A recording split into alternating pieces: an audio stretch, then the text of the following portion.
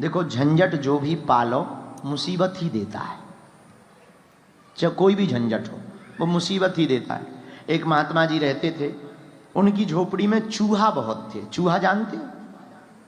जानते हो? अब इतना तो जानते ही हो। उनकी झोपड़ी में चूहा बहुत थे। अब उन्होंने कहा क्या किया जाए, चूहा बहुत ज्यादा है, क्या किया जाए क्या किया। तो किसी ने कहा बाबा जी परेशान ना हो, बिल्ली पाल लो, बिल्ली चूहों को खा लेती। हाँ ये ठीक है, उन्होंने बिल्ली पाल ली। अब जब बिल्ली आ गई तो बिल्ली को दूध चाहिए। अब गांव वाले कब तक दूध दें? तो गांव वालों ने कहा महाराज 10, 15, 20 दिन हो गए, अब हमने तो खूब दूध दे दिया, अब एक काम करो, रोज आपको दूध लगना ही है, एक गाय पाल लो।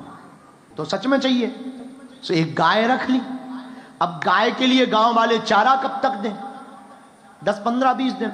गांव वाले बोले महाराज कब तक हम मदद करेंगे, एक काम करो 2 एकड़ खेती ले लो, उसमें चारा बो और खवाओ। महात्मा ने कहा ये भी ठीक है, जरूरी है, क्योंकि भाई बिल्ली रखना है तो दूध चाहिए, और दूध चाहिए तो गाय चाहिए, और बिल्ली इसलिए चाहिए कि चूहा खाएगी। अब क्या किया जाए?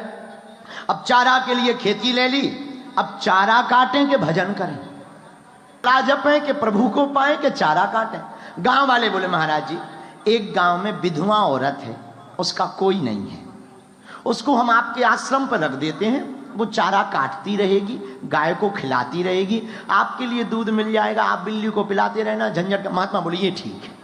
अब बातें हैं वो तो चलती ही हैं। धीरे धीरे हवा उड़ी महाराज जी की। अब वो धीरे धीरे पहले गाय की सेवा करती रही, फिर महाराज जी की सेवा। तो गांव वाले बोले महाराज ऐसे काम नहीं चलेगा, अब तो शादी करनी पड़ेगी आपको, तभी चलेगा, ऐसे काम नहीं चलेगा, शादी करनी पड़ेगी आपको।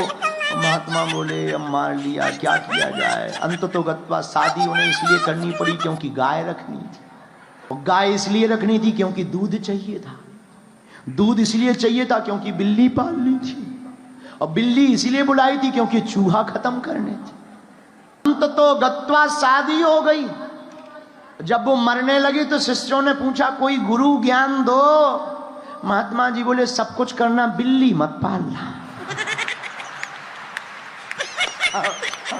सब कुछ करना पर बिल्ली मत पालना। ये पूरा खेल बिल्ली से स्टार्ट हुआ है। अगर झंझट पालोगे तो झंझट बढ़े ही जाएंगे, बढ़ते ही चले जाएंगे। सर्वोत्तम उपाय है, जो प्राप्त है वही पर्याप्त है।